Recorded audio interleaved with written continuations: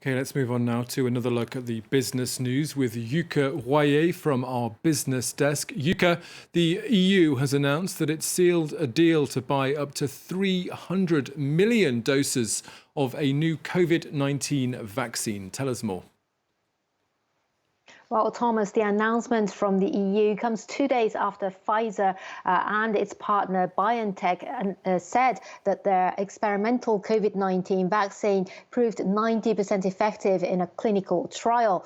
Under the deal, the 27-member bloc could buy 200 million doses of the vaccine, with an option to buy 100 million more. But of course, first, the vaccine must be authorized and approved by the EU's regulatory body, the drug regulator.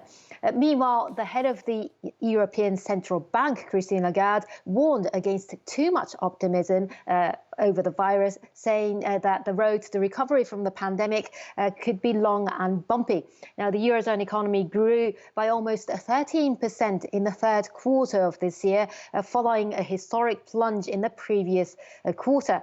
But with a number of European countries again under lockdown, the economic recovery may not continue. The economy may slow down again in the final 3 months of the year. Christine Lagarde said that the ECB could decide to inject more cash into the economy and cut borrowing costs for banks even further. Let's take a listen.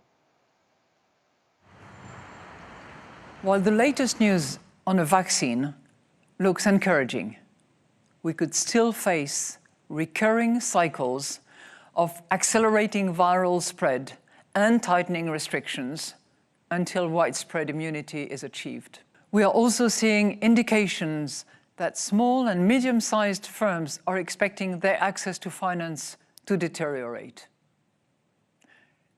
So, a continued, powerful and targeted policy response is vital to protect the economy, at least until the health emergency passes.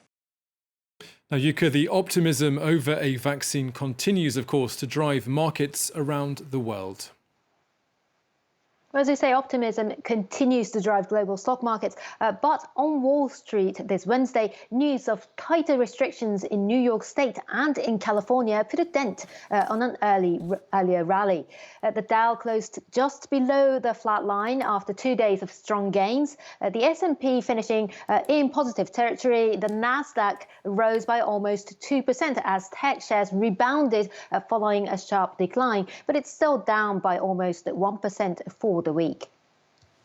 Now, in other business news, airline companies have also been badly affected by this lingering pandemic, but Lufthansa has reached a new cost-cutting deal with workers.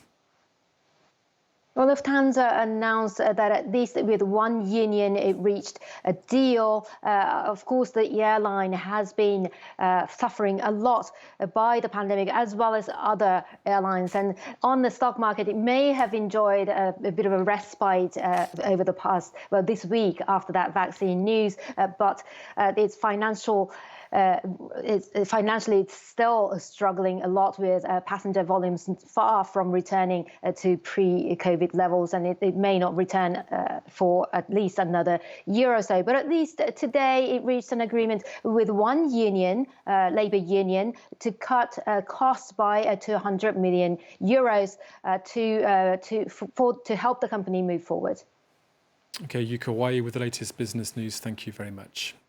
And that wraps up the first slice of the programme. I'm back, though, with more world news here on France 24 after this very short break. Do stay with us.